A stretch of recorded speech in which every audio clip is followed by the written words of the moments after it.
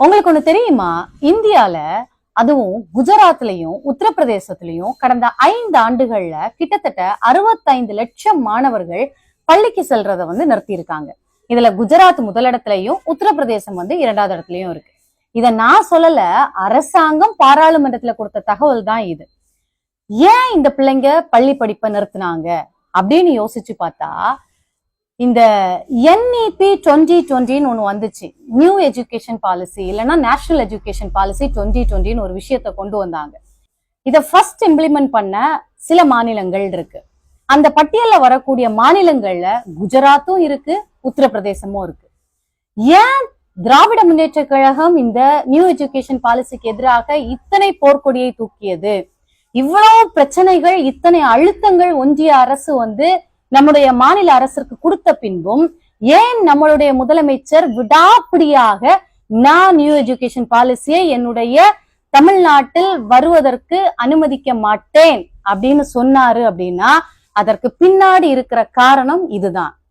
New education policy வந்துச்சு அப்படின்னா முதலில் அது பிள்ளைகளை பள்ளிக்கு வருவதை தடுக்கும்.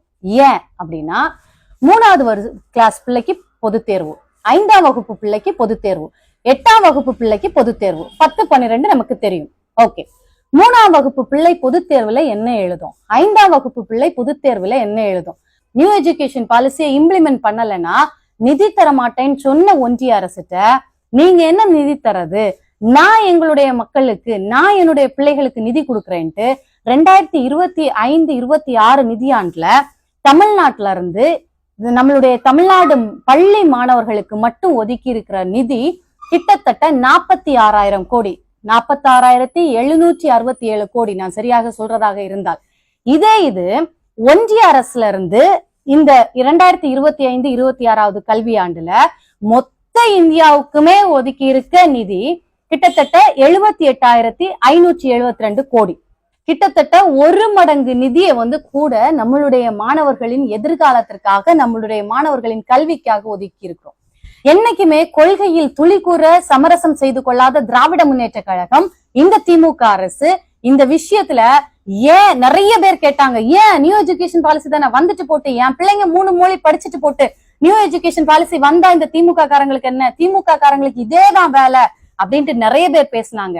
பேசின அத்தனை பேருக்கும் 5 வருஷத்துல 65 லட்சம் பிள்ளைகள் பள்ளிக்கு செல்வதை நிறுத்தி இருக்கிறாங்க. அப்படின்னா நியூ எஜுகேஷன் பாலிசி இம்ப்ளிமெண்ட் பண்ண ஸ்டேட்ஸ்ல 5 வருஷத்துல 65 லட்சம் பிள்ளைகள் 2 ஸ்டேட்ல நிறுத்தி இருக்காங்க. அப்படின்னா இந்த இடைநிற்றல தான் திரும்ப திரும்ப இந்த திமுக மக்களுக்கு புரிய வைக்க ட்ரை பண்ணுச்சு. தான் கொண்ட கொள்கையில் துளி கூட சமரசம் செய்து கொள்ளாத திராவிட முன்னேற்ற கழகம் இந்த பிள்ளைங்களுக்கு ஒரு அரணாக, மாணவர்களுக்கு ஒரு அரணாக இருந்து கொண்டிருப்பதை நினைத்து உண்மையிலேயே அத்தனை பெருமையா இருக்கு.